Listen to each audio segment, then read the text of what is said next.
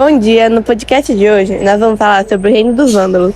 Eu estou aqui com o Guilherme, Oba! com o Matheus, Oba! com o Lucas Souza Salve! e com o Lucas Matheus. Oi! E eu sou a Lívia Machado, nós somos do primeiro ano de Técnico em Meio Ambiente do Instituto Federal do Campus São Roque. Eu vou começar falando da origem e localização do reino dos vândalos. O reino dos vândalos teve origem nas tribos germânicas, conhecidas como vândalos. Essas tribos eram de origem escandinava e habitavam originalmente as regiões da atual Suécia e Dinamarca. No século II d.C., os vândalos começaram a migrar para o sul, na direção da Europa continental. Após se estabelecerem temporariamente na Europa Central, os vândalos migraram novamente no século V d.C. para o sul, atravessando o Reno e se dirigindo à direção da atual França. Em seguida, atravessaram o Estreito de Gibraltar e invadiram o norte da África, estabelecendo um reino lá. A capital do reino vândalo foi a cidade de Cartago, situada na atual Tunísia. O reino vândalo abrangia grande parte do norte da África, incluindo áreas correspondentes aos modernos países da Tunísia, Argélia e partes da Líbia. No entanto, esse reino não durou muito tempo. Após a invasão dos bizantinos durante a Guerra Vândala, no início do século VI d.C., o reino vândalo foi derrotado e incorporado ao Império Bizantino. Portanto, a localização dos reinos vândalos era principalmente na região do norte da África. Depois de saber sua origem e localização, tem uma coisa que os reinos dos vândalos fizeram que é inacreditável. E o Guilherme vai falar pra gente. E aí, Guilherme, como eles conseguiram invadir o Império Romano? Bem, primeiramente, os vândalos invadem a região da Mauritânia, onde hoje é a Argélia e a Líbia, que ocupam Cartago, a capital romana da África. Muitos anos depois, em 533 d.C., seriam caçados pelo exército bizantino enviado para reconquistar o continente africano para mãos cristãos. Bem, os vândalos se dividiam entre as tribos Asdingos e Silidingos, onde os Asdingos viviam na região conhecida como Grande Germânia, onde hoje é a Silésia, atual Polônia e República Tcheca. Bem, no século II, os Asdingos, liderados pelos reis Haus e Repet, deslocaram-se para o sul. Atacaram os romanos na região do Baixo Danúbio. Depois entraram num acordo de paz e estabeleceram-se a oeste da Nácia, Romênia e na Polônia, onde hoje é a Hungria romana. Em dezembro de 406 d.C., bandos de vândalos, de álanos e suevos cruzam o rio Reno, caminhando sobre o leito congelado perto de Mogúncia, na atual Renânia e Palatinado, Alemanha. As tribos bárbaras prosseguem na direção sudoeste e assolam a Gália, hoje França, sem encontrar resistência. Eles viajam para o oeste, margeando o Danúbio sem muita dificuldade, mas quando alcançam o Reno, encontraram a resistência dos francos, que habitavam e controlavam as possessões romanas no norte da Gália.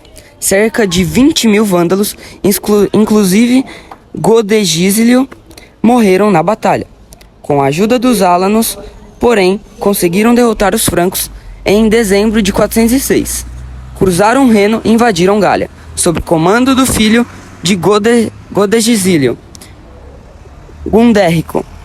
Os vândalos pilharam e saquearam no caminho sempre em direção ao sudoeste. Atravessaram na Quitânia. O meio-irmão de Gundérico, o Gérsico, começou a construir uma esquadra em 429. Cruzou o Estreito de Gibraltar, indo para o leste, até Cartago. Ele transformou o reino dos vândalos num estado poderoso no Mediterrâneo, conquistando a Cilícia, Sardenha, a Córcega e as Ilhas Baleares.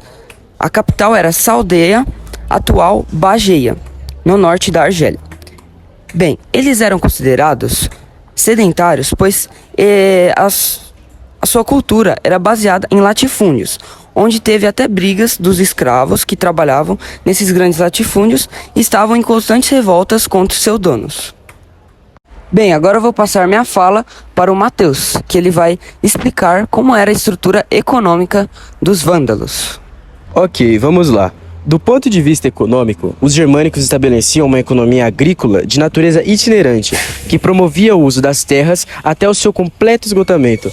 Paralelamente, a caça e a pesca eram outras atividades que também exerciam relativo destaque.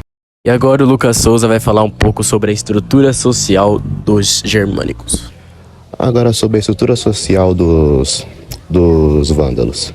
Essas tribos possuíam uma raiz em comum, eram germânicos. Sua organização social era tribal patriarcal, com o pai tendo o poder de vida e morte sobre a sua família. Com 100 familiares, formavam-se uma aldeia que poderiam decidir sobre alguns aspectos familiares. Cada aldeia possuía uma assembleia que governava localmente. Agora sobre a estrutura política dos vândalos.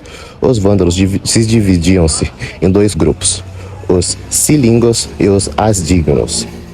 Os cilingos habitavam a manga germânica, enquanto os asdígnos deslocavam-se para o sul, entrando em confronto com o Império Romano. A religião e a cultura.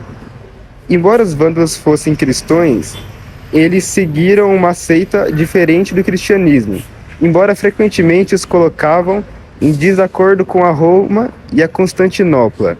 Mas durante a maior parte da história, eles permaneceram firmes em suas crenças teológicas.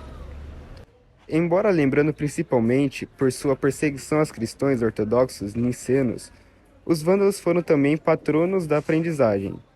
Grandes projetos de construção foram empreendidos, escolas floresceram e o norte da África promoveu muitos dos escritos mais inovadores e científicos do latim ocidental tardio. Uma arte completamente diferente que assentaria as bases para a arte europeia do século 8 e 9. Os estilos românticos foram também a partir dessa época que artistas e artesãos se organizavam em oficinas supervisionadas pela igreja. Origem das corporações de ofícios que perdurariam por quase 1000 anos. Encerrar por hoje, a gente vai ficando por aqui. Muito obrigada por ouvir nosso podcast. É isso aí, galera. Vocês conheceram mais sobre o reino dos vândalos. Tchau, gente!